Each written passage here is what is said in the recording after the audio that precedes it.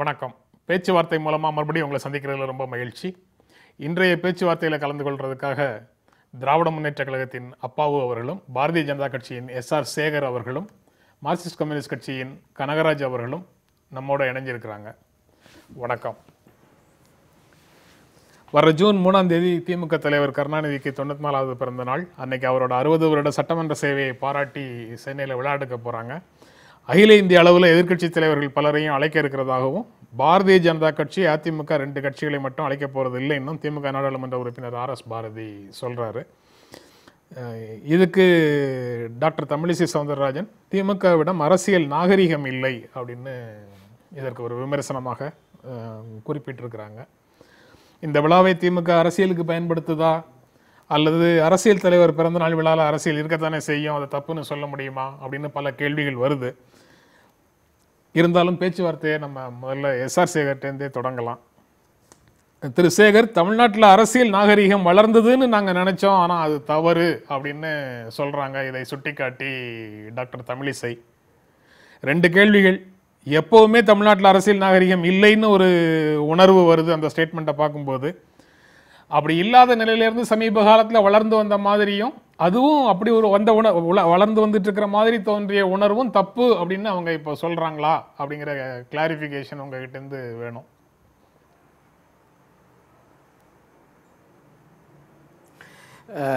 ராம் அவர்கள் வணக்கம்.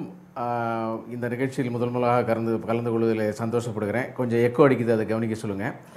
நீங்கள் கேட்ட கேள்வி சரியான கேள்வி. வளர்ந்து வந்த அரசியல் நாகரிகம் வீழ்ச்சி அடைய தொடங்கிவிட்டது. மனம் மரணம், மனம் பிணம் இவைகளிலே அரசியல் செய்வது திராவிட முன்னேற்ற கழகத்தினுடைய வாடிக்கை. அதனுடைய ரத்தத்திலே ஊறியது, ஜீன்ஸிலே ஊறியது, அதனுடைய செல்களிலே பரவி போனது.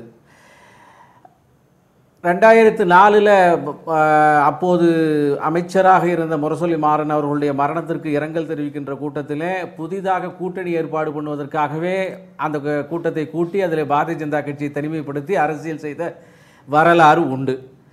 இப்போது கூட இந்த கலைஞர் அவருடைய வைர விழாவிலே ஒரு மிகுந்த அரசியல் அநாகரிகம் என்னவென்று சொன்னால், மத சார்பு உள்ளவர்கள் அவர்களை அழைக்கவில்லை என்பது 98 தெரியவில்லை, 99 தெரியவில்லை, அதற்கு பின்னாலே பாரதிய ஜனதா கட்சியோடு கூட்டணி வைக்க வேண்டும் என்கிற நேரத்தில் எல்லாம் தெரியவில்லை, இப்போது தெரிகிறது. எனவே இது ஒரு சால்ஜாப்பு. இந்த ஜனாதிபதி தேர்தலை மையமாக வைத்து இப்போதாவது கூட்டி தன்னுடைய வலுவை அதிகரித்து கொள்ள வேண்டும், அல்லது தக்க வைத்துக் கொள்ள வேண்டும், அல்லது பாதுகாத்து கொள்ள வேண்டும் என்பதற்காக திமுக போடுகின்ற கபட நாடக வேடம் இது. இதைவிட மோசமான தரம் தாழ்ந்த விஷயம் என்னவென்று சொன்னால், தமிழிசை அவர்கள் வைர விழா கொண்டாடுகின்ற தமிழ்நாட்டினுடைய ஒரு மிகப்பெரிய முதுபெரும் தலைவர் அவர்கள் அது எல்லாரும் வரவேற்று பாராட்டி அவர்களுக்கு ஒரு மரியாதையும் வாழ்த்தும் சொல்ல வேண்டும் என்கின்ற நிலைமையிலே நீங்கள் மதசார்பு உள்ளவர்கள் ஆகவே உங்களை அழைக்கவில்லை என்று சொல்வது என்பது திராவிட முன்னேற்ற கழகம் எந்த திசையை நோக்கி போகிறது என்று தெரியாத ஒரு நிலை. எனவே இந்த மாதிரியான ஒரு அரசியல் சூழ்நிலையை தமிழ்நாட்டில் மறுபடியும் வந்திருக்கிறது என்பது திராவிட முன்னேற்ற கழகத்தின் பலகீனத்தை காண்பிக்கின்றது. கலைஞர்களுடைய பாதையிலே வந்த ஸ்டாலின் அவர்கள் இப்போது விழாவை நீங்க பேசும்போது திராவிட முன்னேற்ற கழகம் அதை செய்யல அப்படின்னு திராவிட முன்னேற்ற கழகம் மேல குற்றச்சாட்டுகளை சொல்லிட்டு இருக்கிறீங்க. ஆனா டாக்டர் தமிழிசையினுடைய ஸ்டேட்மெண்ட்ல தமிழ்நாட்டில் அரசியல் நாகரிகம் வளர்ந்தது அப்படின்னு நினைச்சிட்டு இருந்தோம், ஆனா அது இல்லைன்னு ஆயிடுச்சு, நாங்க நினைச்சது தப்பு அப்படின்னு சொல்றாங்க. நீங்க திமுக தான் தமிழ்நாடு, தமிழ்நாடு தான் திமுகன்னு சொல்ற மாதிரி ஒரு உணர்வு வருது. அப்படிதான் சொல்றீங்களா பாஜகலேருந்து? இல்லை, அது அந்த மாதிரி நாங்கள் நினைக்கவும் இல்லை, சொல்லவும் இல்லை. ஆனால் இப்போது நடந்த சம்பவம் முன்னிலையிலே கடைசியாக நடந்த சம்பவம் திராவிட முன்னேற்ற கழகத்தினுடைய காரணமாக அதை சொன்னோம் தவிர இது திமுகவுக்கு மட்டுமே பொருந்தக்கூடிய சூழல் இல்லை. திரு அப்பாவு, ஏன் பாரதிய ஜனதா கட்சியையும் அனைத்து இந்திய அண்ணா திராவிட முன்னேற்ற கழகத்தையும் கூப்பிடல அப்படிங்கிறது ஒரு முக்கியமான கேள்விதான். அது அரசியல் நாகரீகம் அல்லாத ஒரு சூழல் அப்படின்னு அவங்க நினைப்பதற்கு இடம் இருக்கிறதாக ஒரு உணர்வு முதல்ல வருது. நீங்கள் அதுக்கு விளக்கங்கள் சொல்லலாம். ஆனால் முதல்ல எல்லாரும் சேர்ந்திருந்து அரிதினும் அரிதாக ஒரு அரசியல் தலைவருக்கு தமிழ்நாட்டில் ஒரு வாய்ப்பு கிடைச்சிருக்குது. அந்த வாய்ப்பை தமிழ்நாட்டில் இருக்கக்கூடிய அனைத்து கட்சியினரும் அல்லது இந்தியாவில் இருக்கக்கூடிய அனைத்து கட்சியினரும் சேர்ந்து வந்து திமுக தலைவர் கருணாநிதியை பாராட்டி பேச வேண்டிய ஒரு சூழலை நீங்க ஏன் தவிர்க்கிறீங்க? ஏதாவது ஒரு காரணம் சொல்லி எதற்காக அதிமுகவையும் பாரதிய ஜனதா கட்சியையும் தவிர்க்கிறீங்க அப்படிங்கிற கேள்வி வந்து முக்கியமான கேள்வியாக வருது. அதாவது நம்ம தம்பி சேகர் மேலே ரொம்ப மரியாதை உண்டு, எனக்கு நாகரிகமாக பேசுவாங்கன்னு நினச்சேன். ஆனால் இன்னைக்கு மனம் வெதும்பி அவங்க வள்ளி விடுற வார்த்தைகளை பார்த்தா அவ்வளவு ஒரு அநாகரிகமான வார்த்தைகளை அவங்க ஏன் பயன்படுத்துனாங்கன்னு எனக்கு தெரியல. ஒரு தலைவருக்கு வைர விழா நடத்துகிறோம், பாராட்ட வேண்டும், எங்களை அழைச்சிருக்கணும் அப்படின்ட்டு சொல்லி நம்ம சகோதரி தமிழிசை சொன்னாங்க. அவங்களுடைய தந்தையார் தலைவர் கலைஞருக்கு ரொம்ப நெருக்கமானவங்க. அந்த வழியில் கலைஞர் மேலே ரொம்ப மதிப்பும் மரியாதையும் வச்சு அவங்க நாகரிகமாட்டு என்னை நீங்கள் அழைச்சிருக்கலாமேன்னு சொல்லாங்க. நான் சொல்கிறேன், அந்த அம்மா நினச்சா இப்போ கூட போய் உடனடியாட்டு கோபாலபுரம் கதவு திறந்தே இருக்குது, தலைவருக்கு செய்ய வேண்டிய பாராட்டை அவங்க பண்ணலாம், அறிவாலயத்தில் போய் பண்ணலாம். இது யாரும் தடுக்க ஒன்றும் இல்லை. ஒரு விழா கமிட்டி இருக்குது, அந்த விழா கமிட்டி மூலம் ஒரு விழா எடுக்கிறோம். அந்த விழா எப்படி எப்படி அழைக்கணும் அப்படின்ட்டு சொல்லி பண்ணுறோம். அதில் இவங்க வந்து என்னை அழைக்கலைங்கிறத விட அவங்களுக்கு ஒரு பெரிய பொறாமை ஏற்பட்டுட்டு, இதில் அவங்களுக்கு ஒரு பயமும் ஏற்பட்டுட்டு. அவங்க தமிழிசை வந்து தெளிவாக சொல்கிறாங்க, அழைக்கிறதும் அழைக்காததும் திமுகவோட விருப்பம், அதில் எங்களுக்கு ஒரு பிரச்சனையும் இல்லை. ஆனால் இதை எதிர்க்கட்சிகள் சந்திக்கும் வாய்ப்பாக திமுக அதை நடத்துகிறது அப்படிங்கிறது அவங்களுடைய பிறந்தநாள் விழாவை விட தங்களுடைய அரசியல் திட்டத்தை முன்னெடுப்பதற்கு இதை ஒரு வாய்ப்பாக பிறந்த நாளை பயன்படுத்துகிறார்கள் அப்படிங்கிறது அவங்களுடைய அரசியல் திட்டமாக இருக்கு. அப்படி அதைத்தான் விமர்சிக்கிறோம் அப்படின்னு சொல்றாங்க. அது ஒன்றும் பெரிய விஷயம் இல்லையா? ஐயாவுக்கு தெரியாது ஒன்றும் இல்லை. ஐயா கனகராஜ் இருக்காங்க, அவங்களுக்கெல்லாம் நல்லா தெரியும். டெல்லி அப்படின்னு சொன்னால் ஒரு தந்திர பூமி, தந்திரம் மந்திரத்தில் தான் அவங்க ஆட்சி அமைக்கணும்னு அங்கே இருந்து கணக்கு போட்டுக்கிட்டு இருப்பாங்க. அவங்களுக்கு பல்லக்கு தூக்கக்கு தமிழ்நாட்டில் ஓபிஎஸ் இபிஎஸ் நாங்கள் இருக்கோம் அப்படின்னு சொல்லி 2 பேர் தயார் நிலையில் இருக்கிறாங்க. தமிழ்நாட்டை பொறுத்த அளவில் சமூக நீதி உள்ள இயக்கம். இந்த தலைவர் வந்து 14 வயசு. உங்களுக்கு எதுவும் பிரச்சனையா இல்லையா? ஓபிஎஸ் இபிஎஸ் எல்லாரும் டெல்லியோட நெருக்கமாக இருக்காங்கிறது உங்களுக்கு எதுவும் பிரச்சனை? எந்த பிரச்சனையும் இல்லை. எங்களுக்கு எந்த பிரச்சனையும் இல்லை, மக்களுக்கு தான் பிரச்சனை. மக்களை பற்றி சிந்திக்காம இப்ப நீட் தேர்வு சீரழிஞ்சிட்டு கிடக்கு. உதய் திட்டத்தில் கையெழுத்து போட்டனால எவ்வளவு பின்னடைவு ஏற்பட்டிருக்கு, உணவு பாதுகாப்பு திட்டத்தில் எவ்வளவு பின்னடைவு, மக்களை பற்றி சிந்திக்கல. நீங்க ஒன்றை தெரிஞ்சுக்கிடுங்க, ராஜீவ்காந்தி பிரதமராக இருக்கும்போது மிகப்பெரிய வறட்சி, பட்டி தொட்டியெல்லாம் வந்தார் ஒரு பாரத பிரதமர். டெல்லியில் போய் உட்கார்ந்து இருக்கக்கூடிய வந்து ஒரு பாரத பிரதமர் போய் என்ன நான் பார்த்து செய்கிறேன்னு ஒரு ஆறுதலாக ஒரு வார்த்தை கூட சொல்ல முடியாத ஒரு பிரதமர் நமக்கு கிடைச்சிருக்கிறாரு. அப்படிப்பட்ட பிரதமரை அதெல்லாம் காரணமா அழைக்காமல் இருப்பதற்கு நீங்க சொல்லக்கூடிய காரணம் இல்ல? காரணத்துக்கே நான் இன்னும் வரலையா? தமிழ்நாடு வந்து நான் என்ன சொல்றேன் அப்படின்னு சொன்னா சமூக நீதி கொள்கை உள்ள ஒரு மாநிலம். சரி, தமிழ்நாட்டில் 14 வயசுல தலைவர் கலைஞர் கொடியை பிடிச்சி தமிழுக்காகவும் தமிழ் உணர்வோட இலக்கியத்தோட இந்திய எதிர்த்து கொடிச்ச புடி இன்னைக்கு 80 வருஷம் ஆயிருக்கு. ஆனா அந்த பெருமைகள் எல்லாத்தையும் அந்த விழால வந்து பாரதிய ஜனதா கட்சி தலைவர்களும் பேசுறதுல என்ன சிக்கல் இருக்கு? நான் சொல்றேன், நான் சொல்லி முடிச்சிருந்தேன் ஐயா. இப்போ நீங்க வந்து அந்த 80 வருஷம் அரசியல் பண்ணல கொடியை பிடிக்கும் போது அவங்க இவ்வளவு பெரிய தலைவராக வருவோம் அப்படிங்கிறதுக்கு, இவ்வளவு 5 தடவை முதல்வராக இருப்போம், 50 கிட்டத்தட்ட 50 ஆண்டு காலம் இந்த பணிகளில் நம்ம செய்வோம் அப்படிங்கிறதெல்லாம் கிட்டத்தட்ட முதல்வராகிய 48-50 வருஷம் ஆக போகுது. சட்டமன்ற உறுப்பினர் 60 வருஷம் ஆகுது. 70 வருஷம் அரசியலில் தீவிரமாக பணியாற்றிருக்காங்க. அப்படி ஒரு தலைவர் இங்கே என்ன நடக்கும் அப்படின்னு சொன்னால், இந்த நாட்டில் திருப்பம் ஏற்படணும்னு சொன்னாக்கி தமிழ்நாட்டில் தான் அந்த திருப்பம் ஏற்படும். ஐயாவுக்கு தெரியாது இல்லை, பிபி சிங் வந்தாங்க, அப்போ அந்த திருப்பம் தமிழ்நாட்டில் தான் தலைவர் கலைஞர் தான் அழைத்து வச்சு அந்த திருப்பத்தை ஏற்படுத்தினாங்க. மண்டல் கமிஷன் வந்து இன்றைக்கி நாடு முழுதும் அந்த இடஒதுக்கீடு, மண்டல் கமிஷன் மூலம் அந்த இடஒதுக்கீடு பெற்றிருக்கோம். அப்படி ஒவ்வொரு சந்தர்ப்பத்திலையும் அது நடக்கு. இந்திரா காந்தி அவர்கள் எமர்ஜென்சி வந்திருக்கும் போது எங்களை மாதிரி எதிர்த்ததும் கிடையாது.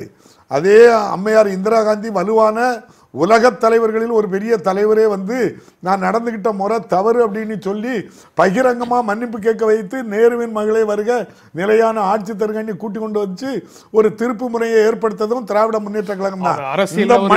அரசியல் ஒரு யூட்டர்ன் அடிக்கிறதுக்கு இப்படியும் விளக்கங்கள் கொடுக்கலாம் அப்படின்றத நீங்க சொல்றீங்க. யூட்டர்ன் சொல்லலைன்னா நடந்த சம்பவத்தை இதை மறைக்க முடியுமா? உங்களுக்கு தெரியாததா?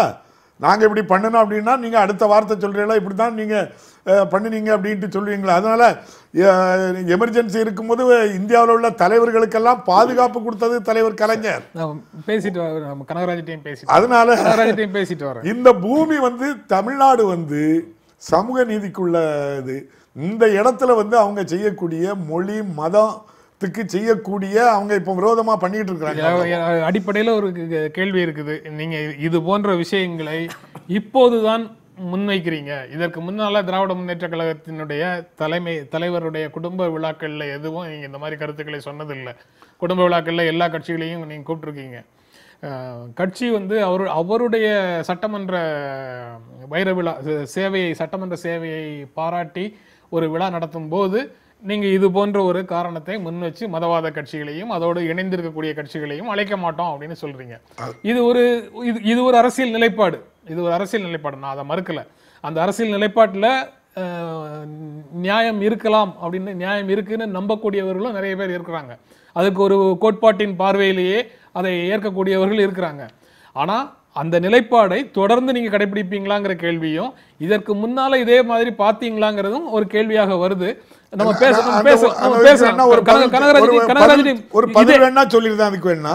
அவங்க சேகரம் அதைத்தான் சொன்னாங்க, உங்களுக்கு 99 ஞாபகம் இல்லையா அப்படின்னு சொல்லி, அதே நீங்க கேட்ட கேள்விதான் அவங்களுக்கு கேட்டாரு.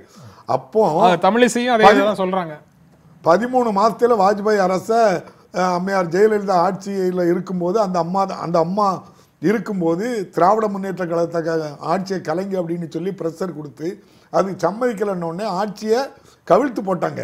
அதுக்கப்புறம் வாஜ்பாய் அவர்கிட்ட தலைவர் கலைஞர் முரசொலி மாறன் 1 மணி நேரம் பார்லிமெண்ட்ல பேசி ஒரே கொள்கை, மத சார்பு இல்லாத ஒரு ஆட்சியை நடத்தினா நாங்கள் வாரோம் அப்படின்னு சொல்லி அந்த ஒத்த நிபந்தனையோடு நாங்கள் பண்ணினோம்.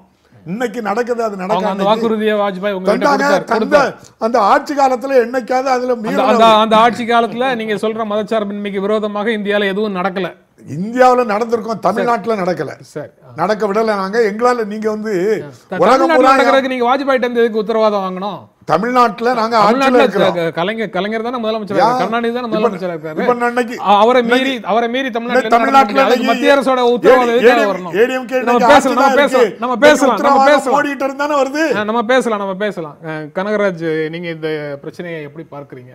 ஒரு அரசியல், சமூகம், குடும்பம் எல்லா விஷயங்கள்லையும் ஒரே பார்வை தான் பார்க்கணும் அப்படின்றது அடிப்படையில் மதவாத அரசியலை முன்னெடுக்கக்கூடியவர்களோடு அண்ணன் தண்ணி புழங்கக்கூடாது, அவர்களை பக்கத்திலேயே சேர்க்கக்கூடாது அப்படின்னு ஒரு நிலைப்பாடை எடுக்கிறது சரிதானா அப்படிங்கிறத நீங்கள் எப்படி பார்க்குறீங்க? அரசியலுக்கு தனிப்பட்ட முறையில் மரியாதைக்குரிய சகோதரர் சேகர் இருக்கார், அவர் மேலே தனிப்பட்ட முறையில் எனக்கு மரியாதை இருக்குது. ஆனால் அவருடைய அரசியல் கொள்கை என்பது இந்தியாவிற்கு எந்த வகையிலையும் உதவாது, அழிவு பாதையில் கொண்டு செல்லும் என்று நான் உறுதியாக நம்புகிறேன். சரி, எனவே எல்லா நேரத்திலையும் ஒரே மாதிரி ஒரு தனி மனிதரை அழைப்பதற்கும் ஒரு கட்சியினுடைய தலைவரை அழைப்பதற்கும் வெவ்வேறு அளவுகோல்கள் இருக்கும் என்பதில் எந்த விதமான சந்தேகமும் கிடையாது. ஆனால் மரியாதைக்குரிய தமிழிசை அவர்கள் பொங்கி இருக்கிறார், அந்த ஸ்டேட்மெண்ட்டை நானும் பார்த்தேன். ஆனால் அந்த கட்சியில் இருக்கக்கூடிய அடுத்த கட்ட தலைவர்களை எல்லாம் அழைத்து விட்டு செல்வி ஜெயலலிதாவினுடைய பதவியேற்பு விழாவிற்கு இவருக்கு மட்டும் பத்திரிக்கை கொடுக்காத போது இந்த பொங்குதல் வரலையே. பாஜகவுக்கு நான் தானே தலைவர், எனக்கு ஏன் கொடுக்கல அப்படின்னு அவருக்கு அந்த நேரத்தில் கோபம் வரலையே. கருத்து சொன்னாங்க. அந்த கருத்து சொன்னாங்க, எனக்கு அழைப்பு வரவில்லை அப்படிங்கிறத அவங்களுடைய அதிருப்தியை வெளிப்படுத்தினாங்க. கருத்து அதான் நான் சொன்ன அதிருப்தி. இப்பவும் ஒண்ணு, எங்க அழைச்சது அழைக்காததை பத்தி எங்களுக்கு பிரச்சனையே கிடையாதுன்னு தான் சொல்றாங்க. நீங்க வந்து ஒரு எதிர்கட்சிகளுக்கான அவர்களுடைய சந்திப்புக்கான ஒரு மேடையை போட்டு கொடுக்கிற ஒரு அரசியல் அஜெண்டாவோட நீங்க செயல்படுறீங்க அப்படின்னு அவங்க சொல்றாங்க. என்ன கூப்பிடுறதும் கூப்பிடாததும் பிரச்சனை இல்லை, எங்க கட்சியை கூப்பிடுறதும் கூப்பிடாததும் பிரச்சனை இல்லை, அது எங்களுக்கு ஒரு மேட்டரே இல்லை அப்படின்னு அவங்க சொல்றாங்க. நாகரிகம் இல்லைன்னு சொல்றாங்களா? அந்த அரசியல் அஜெண்டாவுக்கு, அரசியல் திட்டத்துக்கு திமுக தலைவருடைய பிறந்த நாளை பயன்படுத்துவது நாகரிகம் இல்லைன்னு சொல்றாங்க. அதாவது இதுல எல்லாரும் வந்து வாழ்த்த வேண்டிய ஒரு விழாவை அரசியல் மேடையாக மாற்றுவது அரசியல் நாகரிகம் இல்லாத ஒரு செயல் அப்படின்னு சொல்றாங்க. கட்டாயமாக எதுலையுமே அரசியல் இல்லை என்று நிச்சயமாக சொல்ல முடியாது. அரசியல்வாதிகள் சந்திக்கிற போதும் சரி, தனிப்பட்ட முறையில் ஒரு அரசியல்வாதி பேசுகிற ஒவ்வொரு வார்த்தைக்கும் அவருடைய செயல்பாட்டுக்கும் அரசியலில் அற்றது என்று நாம் பேச முடியாது. அது அரசியலோடு சேர்ந்தது தான். எனவே இதில் வந்து அரசியலே இருக்கக்கூடாது என்று ஒருத்தர் நினைக்க முடியாது என்று தான் நான் கருதுகிறேன். அரசியல் இருக்க முடியாதுன்னு சொல்ல முடியும், அரசியல் இருக்கக்கூடாது அப்படின்னு சொல்ல முடியாது. எஸ், அதை நீங்கள் அதை அப்படி சொல்லக்கூடாதுன்னு சொல்லும்போது அந்த எக்ஸ்டென்ஷனாக தான் அந்த கேள்வி வருது. குடும்பம், சமூகம், அரசியல், பணிபுரிகின்ற நிறுவனங்கள்னு சேர்த்துக்கலாம் வேலை பார்க்குறவங்களுக்கு. அங்கே எல்லா இடத்துலையும் ஒரே விதமான அரசியல் பார்வையோட தான் அனைத்தையும் அணுக வேண்டும். தனி மனித வாழ்க்கை வேற, அலுவலக வாழ்க்கை வேற, அரசியல் வாழ்க்கை வேற அப்படின்னு பிரித்து பார்க்க முடியாது. அதனால எல்லா இடத்துலையும் ஒரே நிலைப்பாடு தான் எடுக்கணும். தனி மனித உறவு அப்படிங்கிறத பற்றி பேசுவதிலேயே அர்த்தம் கிடையாது அப்படின்னு நீங்க சொல்றீங்களான்னு கேட்க. இல்லை, நான் ஆரம்பத்தில் சொல்லும் போதே சொன்னேன். தனி மனிதராக நீங்க வந்து சேகர் மேல மரியாதை வச்சிருக்கேன்னு சொல்றீங்க. நீங்க சேகரை வந்து எதுக்கெல்லாம் கூப்பிடுவீங்க? உங்களுடைய தனி மனித விழாக்களுக்கு, உங்கள் குடும்பம் சார்ந்த தனி மனித விழாக்களுக்கு கூப்பிடுவேன். சரி, உங்களுடைய பிறந்தநாள் விழாவை அரசியல் விழாவாக நடத்துறாங்கன்னா நீங்க கூப்பிட மாட்டீங்க. நாங்கள் ஒன்றும் அப்படியெல்லாம் நடத்துறது கிடையாது. இப்போ என் பையனுக்கு மேரேஜ் நடந்தது, நான் அவருக்கு பத்திரிக்கை கொடுத்துருந்தேன். சரி, திருமண விழாக்கள் வேற, அது குடும்ப விழாக்கள். அதனால ஆமா, அதில் ஒன்றும் அதுல அந்த வேறுபாடு பார்க்க வேண்டிய அவசியம் இல்லை அப்படின்னு நான் நினைக்கிறேன். அதுல வேறுபாடு பார்க்க வேண்டியதில்லை. அதாவது சேகர் வந்து ஒரு மிக மோசமான ஒரு அரசியலை பிரதிநிதித்துவப்படுத்துறவராக இருந்தாலும் கூட அவரோட தனி மனித உறவுகளை வச்சுக்கலாம், அதுல ஒன்றும் தப்பு இல்லை. நான் என்னை பொறுத்தளவில் தனி மனிதர்களோடு எனக்கு சண்டை கிடையாது. எங்க கட்சியினுடைய கோட்பாடு என்பது கொள்கைகளோடு தான் முரண்பட்டும் உடன்பட்டும் இருப்பது தவிர தனி மனிதர்களோடு எந்த விதமான முரண்பாடும் உடன்பாடும் கிடையாது. சேகர் அரிதினும் அரிதான ஒரு விழா அப்படின்னு இந்த விழாவை பார்த்தா சொல்லலாமா? நான் அரிதினும் அரிதான விழான்னு இந்த விழாவை பார்த்தா இதுல அழைச்சாலும் சரி அழைக்காட்டாலும் சரி இது ஒரு முக்கியமான விழா தமிழ்நாட்டை பொறுத்த வரைக்கும்.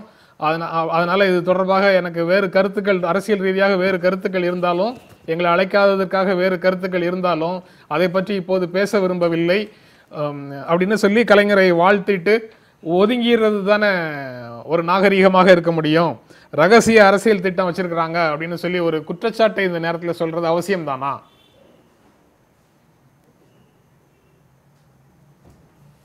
இல்லை, இப்போ இந்த கேள்விக்கு பதில் சொல்வதற்கு முன்னால் அண்ணன் ஐயாவு அவர்கள் வந்து நிறைய சரித்திர ரீதியான விஷயங்களிலே பிழையை சொன்னார். அவர் வந்து அவருடைய மன பிராந்தி வெளியே வந்தது. அவர் வந்து எமர்ஜென்சி பில்ல திமுக இந்திரா காந்தி போட்ட அதற்கான இப்படியெல்லாம் செய்யவில்லை என்று மன்னிப்பு கேட்டார்லாம் சொன்னார். அப்படியெல்லாம் ஒன்றும் நடக்கலை. அதே மாதிரி திராவிட முன்னேற்ற காலத்தில் நான் நான் பங்கு கொண்டேன். அதுல திராவிட முன்னேற்ற கழகத்துக்காரர்கள் கரையை அறுத்து நான் எதிர்த்தாலும் வலுவா எதிர்ப்பாங்க, ஆதரித்தாலும் வலுவா ஆதரிப்பாங்க. பகிரங்கமாட்டு நான் வருத்தத்தை தெரிவித்திருந்தேன். நாங்க நடந்த சம்பவம் நான் முடிச்சிடுறேன். அந்த வேட்டி கரை வேட்டியை கட் பண்ணி விட்டு வெறும் வேட்டியோடு நடந்தவர்கள் காரணம் அரெஸ்ட் என்பதாலே 20 அம்ச திட்டத்தில் ஒரு அம்சம் தான் பாக்கி இருக்கு. அது வந்து விதவைகளுக்கு மழுவாறு வழங்குவது என்று சொல்லி 18 மாதங்கள் இல்லை ஐயா கேளுங்கய்யா, முழுசாக கேளுங்கய்யா, கேட்டதுக்கு அப்புறம் நீங்கள் பதில் சொல்லுங்க. அதனால் திராவிட முன்னேற்ற கழகத்தினுடைய வீரம் எமர்ஜென்சியில் எப்படி இருந்தது, அவர்களை நாங்கள் தான் போய் கான்டாக்ட் பண்ணோம். அவர்கள் வீடுகளில் எப்படி பதுங்கியிருந்தார்கள் என்பது எங்களுக்கும் தெரியும், அவர்களுக்குமே தெரியும். ஆனால் அந்த வீர பேச்சு இப்போது பேசுவது சரியாக இருக்காது. நான் கனகராஜுக்கு அவர் என் மேலே மரியாதை வச்சிருக்கேன், நான் அவர் மேலே மரியாதை வச்சிருக்கேன், அது ஒரு விஷயம்.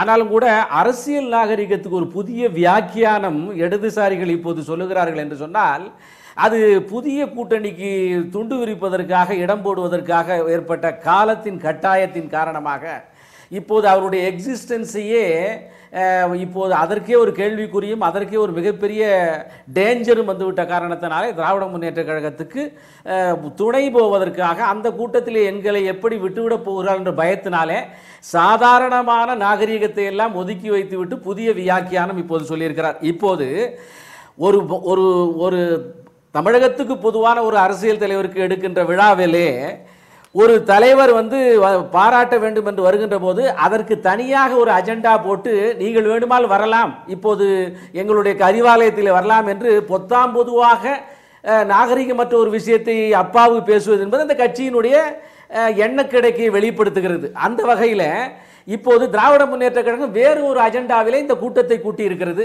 ஆகவே குறுகிய வட்டத்திற்குள்ளே அவர்களுக்கு என்று இருக்கிற அஜெண்டாவிலே திராவிட முன்னேற்ற கழகம் அந்த வைர விழாவை கொண்டாடி ஒரு புதிய அரசியல் கூட்டணிக்கான அச்சாரத்தை போடுகிறது. எனவே இதில் பாரதிய ஜனதா கட்சி இதை பற்றி கவலைப்படவில்லை. ஆனால் அவர்கள் இப்போது சொல்லுகின்ற மதவாதம் யாரெல்லாம் கூப்பிட்டுருக்காங்க? மதத்தை மட்டுமே வைத்து அரசியல் செய்பவர்களை கூப்பிட்டுருக்கிறார். எங்களை கூப்பிட வேண்டாம், நாங்கள் அதை பற்றி கவலை இல்லை. மதவாதத்திற்கு இப்போது பண்டாரம் பரதேசி என்றார்கள், எங்களோடு சேர்ந்தார்கள். வாஜ்பாயும் பாரதிய ஜனதா கட்சிக்கும் புதிய இலக்கணம், புதிய பரிணாமம், புதிய சரித்திரம் எல்லாம் வைத்து சொல்லி பாராட்டி புகழ்ந்து வானளாவாக பேசி அப்போது ஒரு பெரிய சரித்திரம் படைத்தார்கள். திராவிட முன்னேற்ற கழகத்தினுடைய வழக்கம் இது. வேண்டும் என்றால் ஒரு பேச்சு, வேண்டாம் என்றால் ஒரு பேச்சு. அந்த வகையில் இப்போது பேசியிருக்கிறார்கள். அது அவர்களுடைய கட்டாயம். எனவே இதை பற்றி நாங்கள் கருத்து சொல்வதற்கு தயாராக இல்லை. சரி, நீங்க அவர்களை இந்த விஷயங்களை பெரிதுபடுத்தாமல் அவருக்கு வாழ்த்து சொல்லியிருக்கலாமா, அது நாகரிகமாக இருந்திருக்குமா கேட்ட கேள்விக்கு நீங்க இன்னும் பதில் சொல்லல. அவங்க 2 பேரும் கேட்டதுக்கு பதில் சொல்லிட்டு, அவங்க 2 பேரும் பேசினதுக்கு பதில் சொல்லிட்டீங்க. இல்ல இப்ப எங்களுக்கு ஒன்றுமே இப்போது எங்களுக்கு எந்த விதமான ரெஸ்ட்ரிக்ஷனும் இல்லை. கலைஞருக்கு வாழ்த்தை இப்போது இல்லை, எப்போதுமே சொல்லிக் கொண்டிருக்கிறோம். அவர் நீண்ட நெடிய ஆண்டுகள் வாழ்ந்து தமிழகத்துக்கு மேலும் வலு சேர்க்க வேண்டும் என்பதில் எங்களுக்கு 2வது கருத்து இல்லை. அது எப்போதும் சொல்லுகிறோம், இப்போதும் சொல்லுகிறோம்.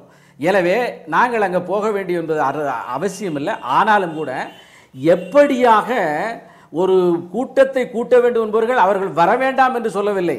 ஆனால் அதற்கு மாறாக மதச்சாயம் பூசி இவர்கள் செய்கிறார் என்று சொன்னால், மதச்சாயமே முழுவதுமே அதிலே தோய்ந்து துவண்டு முங்கி எழுந்து வந்து இரமே காயாத மதச்சார்பு உள்ளவாதிகளோடு கூட்டணி சேர்ந்திருப்பவர்களுடைய பேச்சு இப்படி ஒரு தரம் தாழ்ந்திருக்கிறது என்கின்ற நெஞ்சு பொறுக்காத ஒரு வருத்தத்தை தான் நாங்கள் பகிர்ந்து கொள்கிறோம்.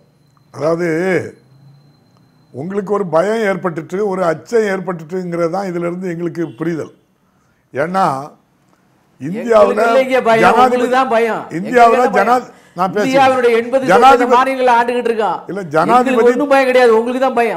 எங்களுக்கு நாங்க பயந்தாக்கி உங்ககிட்ட காவடி தூக்க இபிஎஸ் ஓபிஎஸ் வந்த மாதிரி வருவோம். எங்களுக்கு அது என்னைக்கும் கிடையாது.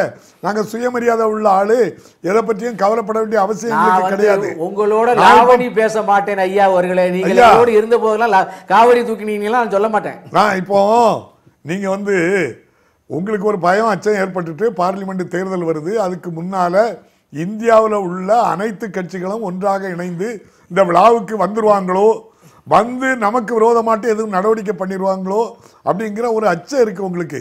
3 ஆண்டு காலம் ஆட்சி பண்ணிருக்கீங்க. உங்க ஆட்சியினுடைய அவலத்தை விழா எடுக்கிறீங்க. அதுக்கு அன்னைக்கு கூப்பிட்டுடுங்க. நீங்க தமிழ்நாடு இந்தியாவுக்கு ஆற்றிய பணி 3 ஆண்டு கால பணி நிறைவு. அதுக்கு நீங்க கேட்டு சொல்லுங்க. தமிழ்நாட்டில் ஒரு அரசு இருக்கு. அந்த அரசுல மலர் போட சொல்லி அவங்க மலர் போடுதாங்க.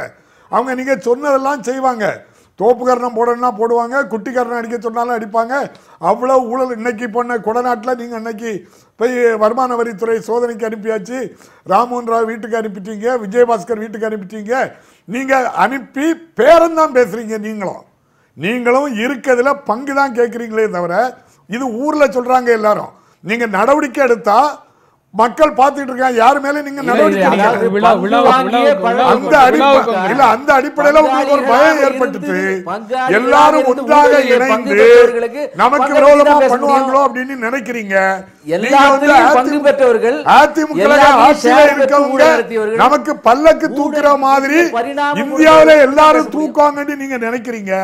ஏதோ நார்த்ல 2 ஸ்டேட்ல ஜெயிச்ச உடனே அதுபடி தமிழ்நாட்டிலையும் நடக்கும் அப்படின்னு சொன்னா, நீங்க அமித்ஷா இன்னைக்கு வரதா சொன்னாங்க. இன்னைக்கு வர முடியல, கால் ஊன முடியல. உங்களுக்கு அதுக்குள்ள ஆதரவு இல்ல. நீங்க நினைக்கிறது ஒண்ணுங்க நடைபெறல. அந்த ஏக்கத்துல அந்த தாக்கத்துல இதுல பேசுறோம்னா நீங்க பண்ணிருக்கக்கூடிய மதவெறி, நீங்க பண்ணக்கூடிய நம்முடைய இடஒதுக்கீடுக்கு எதிரானதெல்லாம் இதுல போய் கலந்துகிட்டோம்னா அது ஓரளவுக்கு சமாதானம் ஆயிருமோன்னு நம்பிக்கையில ஐயா எங்களை கூடுங்கன்னு கேட்குறீங்க. நான் உங்களை மறுக்கல. நீங்க வாங்க, வாழ்த்துங்க. ஒரு விழா கமிட்டி இருக்கு, அது எடுக்கிற முடிவு தானே தவிர வேற ஒன்றும் இல்லை. அவங்க நல்ல முடிவு எடுப்பாங்க. நம்ம பேசலாம், நம்ம தொடர்ந்து பேசலாம் ஒரு இடைவேளைக்கு அப்புறம். நாங்க உங்களை கேட்கல, ஒரு இடைவேளைக்கு அப்புறம் பேசலாம் சார். நாங்க உங்களை கேட்கல எதுவும்.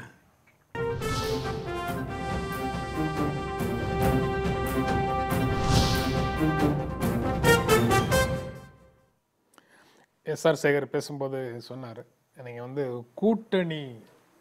கூட்டணியை உறுதி செய்வதற்காக இப்போ ஒரு புதிய பாதையில் போயிட்டுருக்குறீங்க, அதனுடைய விளைவாகத்தான் நீங்கள் இந்த அழைப்பு கொடுக்காத ஒரு செயலையும் நியாயப்படுத்துறீங்க அப்படின்னு சொல்லி.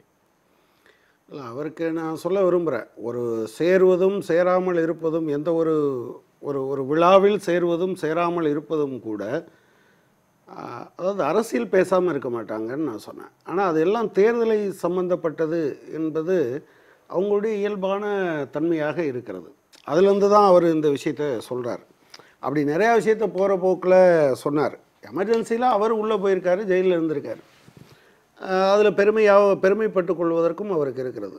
ஆனால் அப்போது ஆர்எஸ்எஸ்னுடைய தலைவராக இருந்த திரு தேவராஸ் அவர்கள் 3 மன்னிப்பு கடிதத்தை எழுதினார் என்பதும், எந்த காலத்திலையும் எமர்ஜென்சியை லிஃப்ட் பண்ணுங்கன்னு சொல்லலைங்கிறதையும், இப்போது அவங்க கட்சியில் பெரிய தலைவராக இருக்கக்கூடிய டாக்டர் சுப்பிரமணியம் சாமி 13/6/2000 அன்லர்ன்ட் லெசன்ஸ் என்கிற தலைப்பில் ஹிந்துவில் ஒரு பெரிய ஆர்டிக்கல் எழுதியிருக்கார். எத்தனாம் தேதி அந்த மன்னிப்பு கடிதம் எழுதினார் என்றெல்லாம் சொல்லியிருக்கிறார்.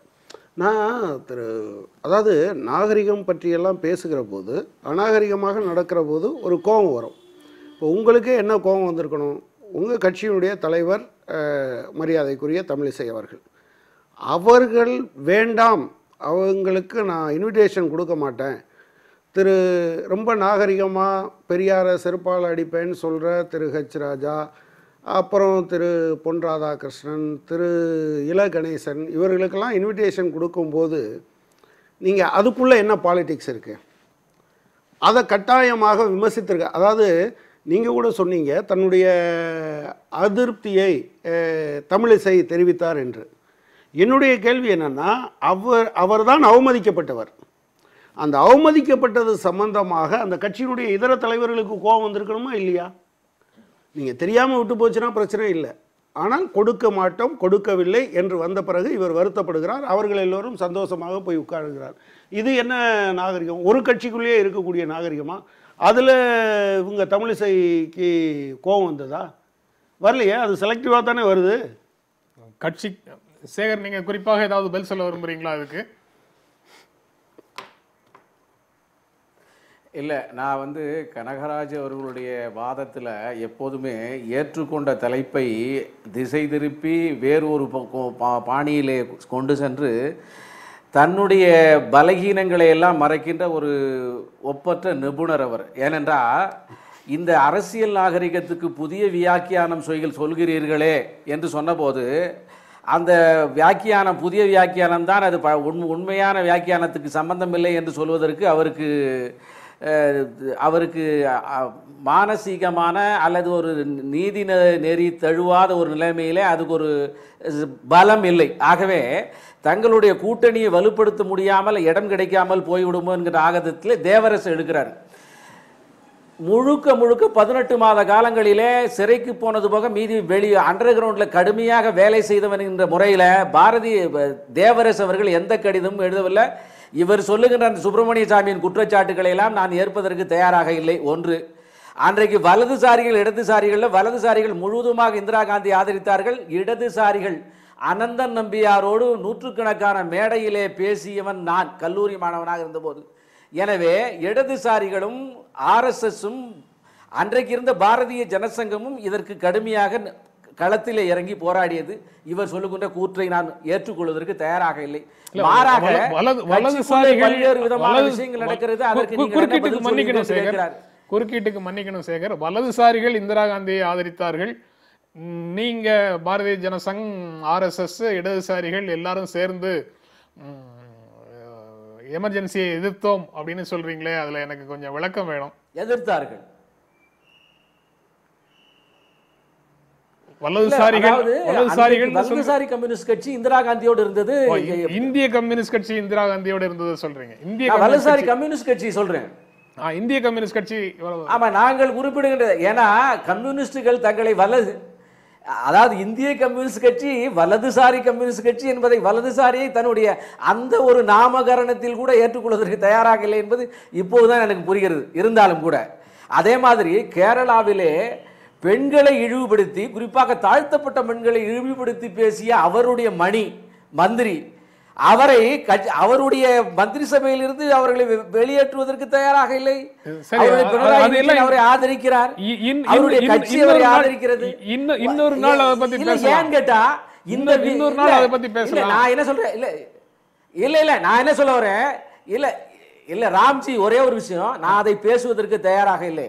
இந்த விவாதத்தை திசை திருப்புவதற்கு அவர் எப்படி முயல்கிறார், அவர் திசை திருப்பி கூட்டு போற பாதையில நீங்களும் போயிருவீங்களேங்கிறது. எனவே தேவரசையும் ஆமா இல்லையே, அவர் திசை திருப்புகிறார். இன்றைக்கு தேவரசையும் தமிழிசையினுடைய அந்த இன்விடேஷன், இதற்கு முன்னாலே இருக்கக்கூடிய ஜெயலலிதாவின் இன்விடேஷன், இதுல பேச வேண்டிய அவசியம் இல்லை.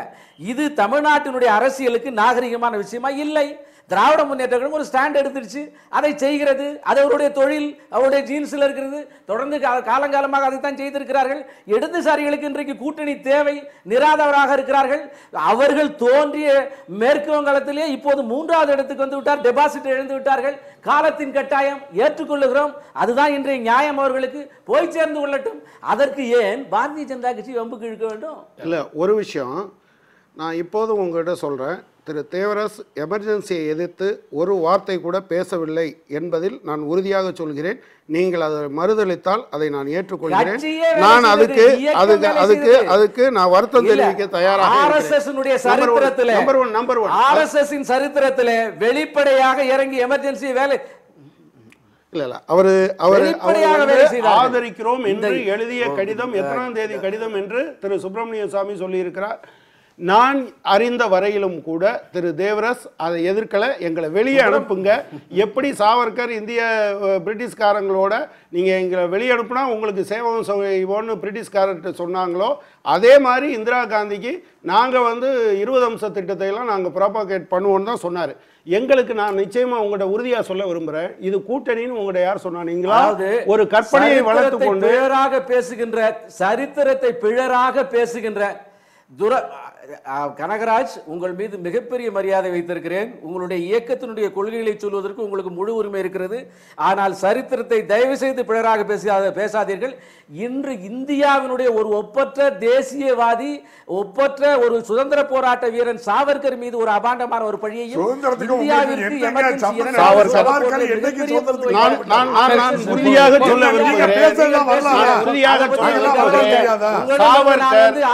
ஆதரித்த பேச்சு பேசுவதற்கு எதிர்பார்க்கவில்லை.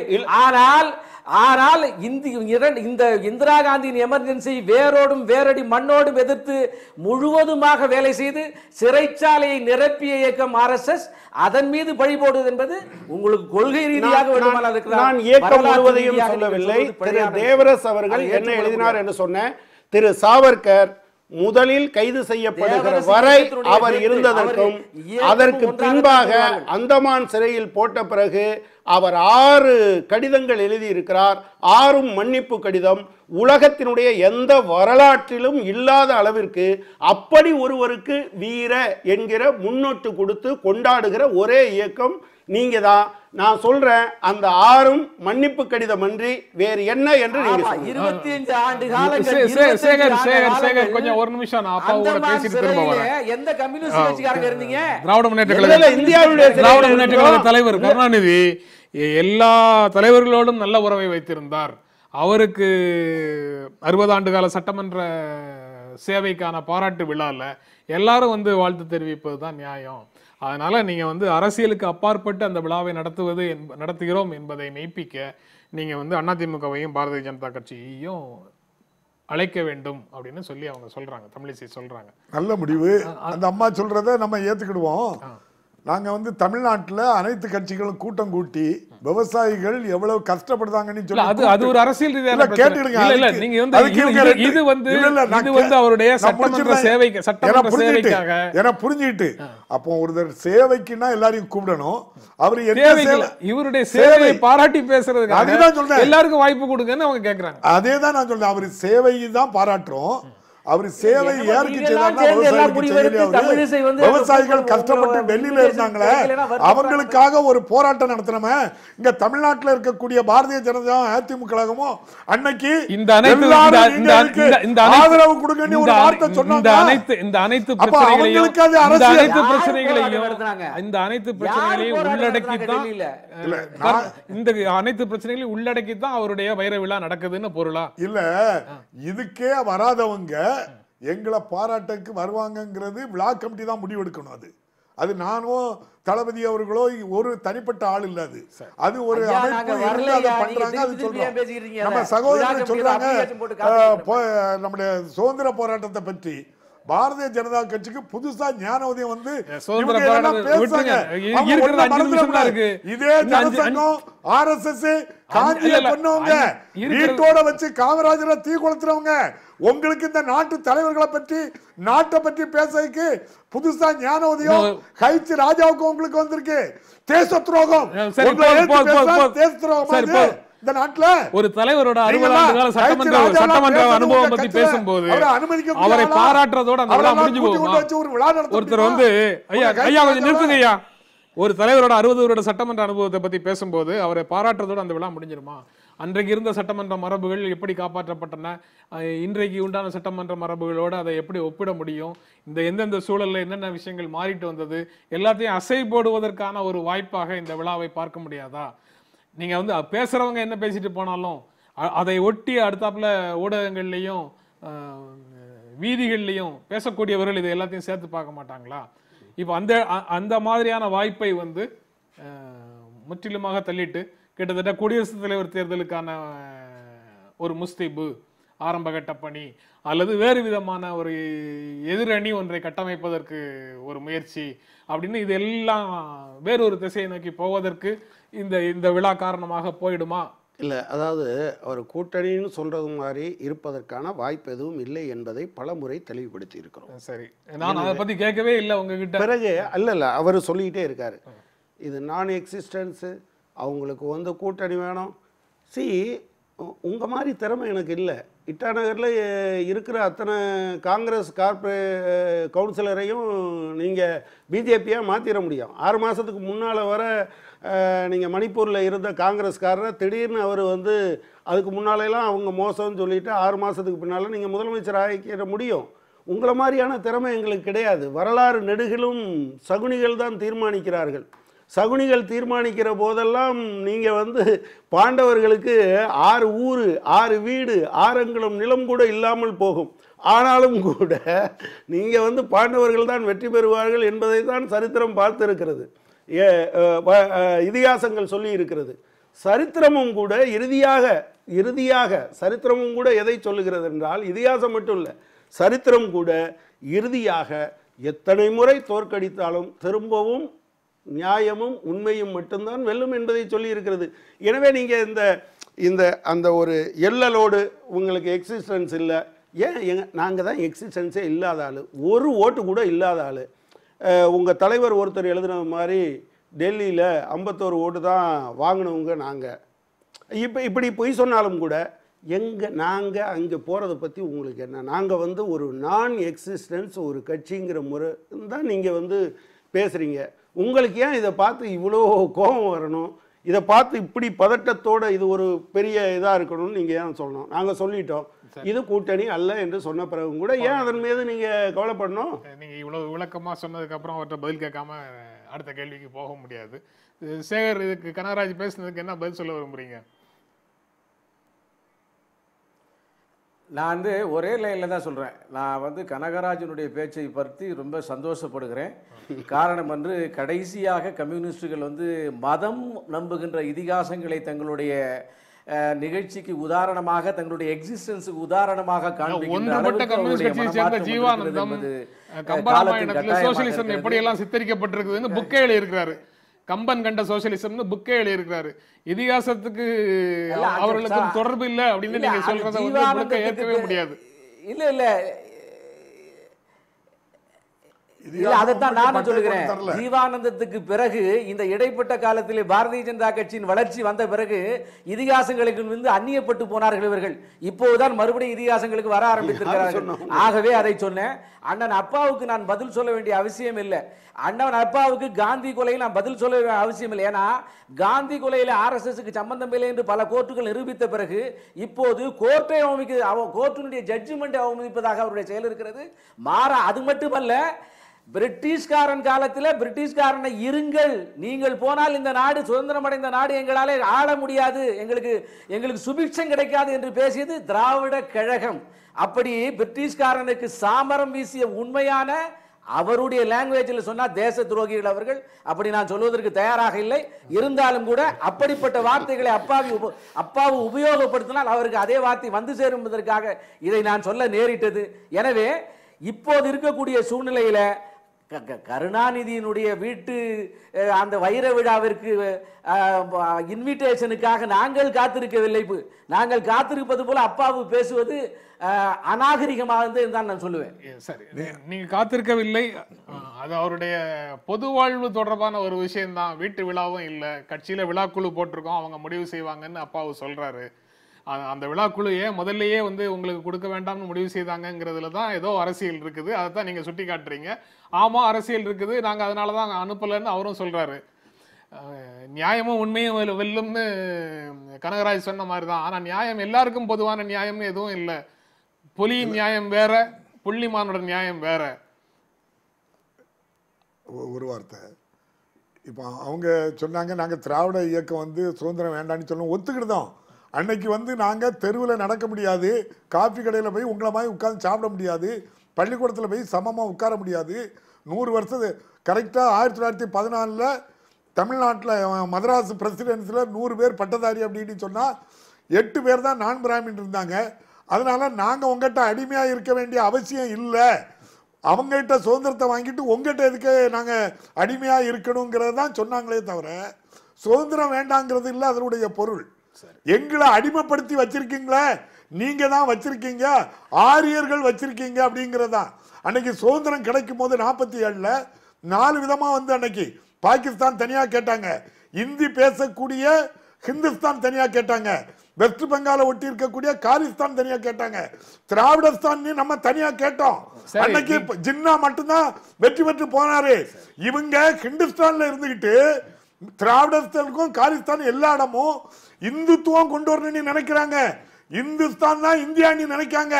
இது திராவிடஸ்தான், இது வந்து சமஸ்கிருதத்துல தோன்றிய மொழி இல்ல, இது தமிழ் மொழி, உலகத்துக்கே வழிகாட்டு. அந்த மொழியை அழிக்க நீங்க முயற்சி பண்றீங்க. ஒண்ணு மட்டும் தெளிவா தெரிஞ்சுக்கிடுங்க, தமிழ்நாட்டுக்கும் டெல்லிக்கும் ஒரு மாற்றம் தேவை.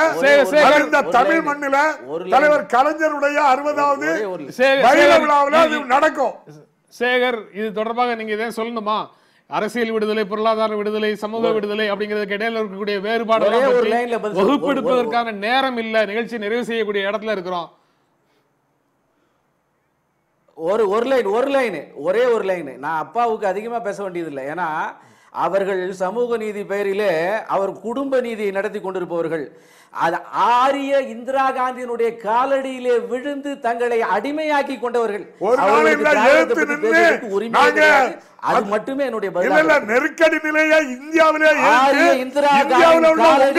ஆட்களுக்கும் பாதுகாப்பு தந்தது தலைவர் கலைஞர். அதனால ஆட்சியே இழந்தோம்.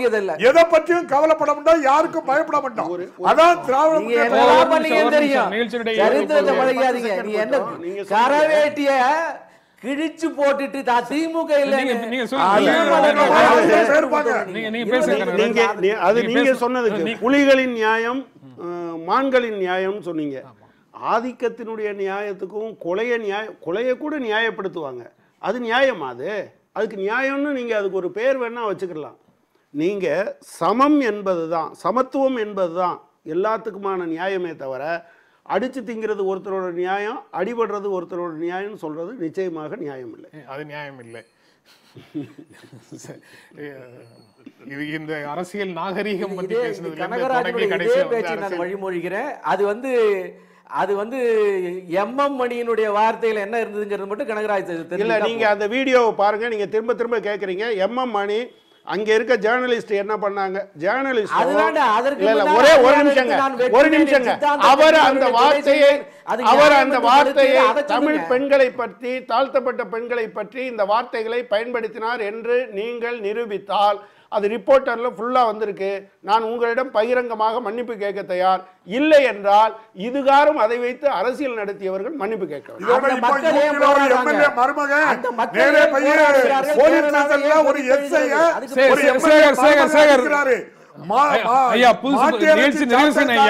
ஒரு குடும்பத்தையே கொலை செய்யறீங்க. நியாயம் தர்மம் நாகரிகத்தை பற்றி பேசுறதுக்கு எந்த நிகழ்ச்சியை நிறைவு செய்யணும்.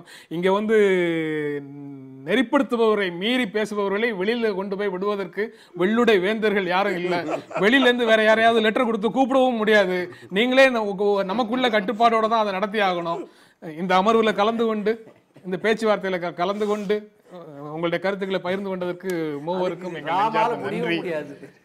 மீண்டும் சந்திப்போம். நன்றி, வணக்கம்.